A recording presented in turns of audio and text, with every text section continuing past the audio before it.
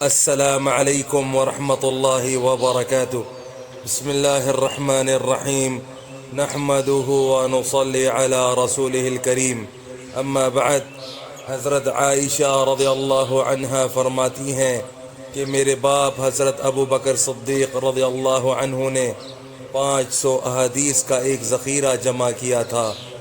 ایک رات میں نے دیکھا کہ وہ نہایت بے چین ہیں، کروٹیں بدل رہے ہیں. مجھے یہ حالت دیکھ کر بے چینی ہوئی. دریافت کیا کہ کوئی تکلیف ہے یا کوئی فکر کی بات ہے جو سننے میں آئی ہے. غرض تمام رات اسی بے چینی میں گزری اور صبح کو فرمایا کہ وہ احادیث جو میں نے آپ کے پاس رکھوا رکھی ہیں اٹھا لائیے. میں لے کر آئی. آپ نے ان کو جلا دیا. میں نے پوچھا کہ کیوں جلا دیا؟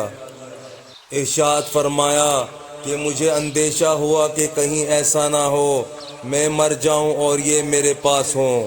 ان میں دوسروں کی سنی ہوئی روایتیں بھی ہیں کہ میں نے معتبر سمجھا ہو اور واقع میں وہ معتبر نہ ہو، اور اس کی روایت میں کوئی گڑبڑ ہو جس کا وبال مجھ پر ہو.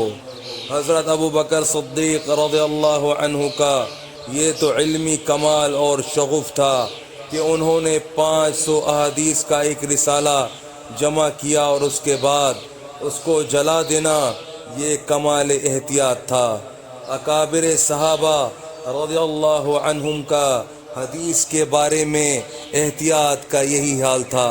اسی وجہ سے اکثر صحابہ رضی اللہ عنہم سے بہت کم روایتیں نقل کی جاتی ہیں. ہم لوگوں کو اس واقعے سے سبق لینے کی ضرورت ہے جو ممبروں پر بیٹھ کر بے دھڑک احادیث نقل کر دیتے ہیں. حالانکہ حضرت ابو بکر صدیق رضی اللہ عنہ ہر وقت کے حاضر باش، سفر حضر کے ساتھی، ہجرت کے رفیق، صحابہ رضی اللہ عنہم کہتے ہیں کہ ہم میں بڑے عالم حضرت ابو بکر صدیق رضی اللہ عنہ تھے.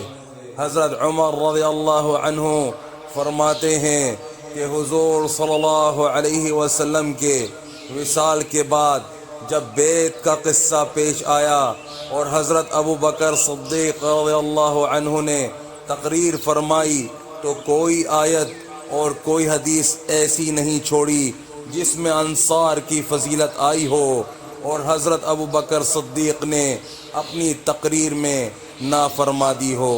اس سے اندازہ ہوتا ہے کہ قرآن پاک پر کتنا عبور تھا اور احادیث کس قدر یاد تھیں، مگر پھر بھی بہت کم روایتیں حدیث کی آپ سے منقول ہیں. یہی راز ہے کہ حضرت امام اعظم رحمۃ اللہ علیہ سے بھی حدیث کی روایتیں بہت کم نقل کی گئی ہیں. بس میرے بھائیوں دوستوں، جو آج ہم نے پڑھا ہے سنا ہے، اللہ پاک ہمیں اسے سمجھنے کی، عمل کرنے کی اور دوسروں تک پہنچانے کی توفیق عطا فرمائے اور حضور صلی اللہ علیہ وآلہ وسلم کے مبارک طریقوں پر چلنے والا بنائے.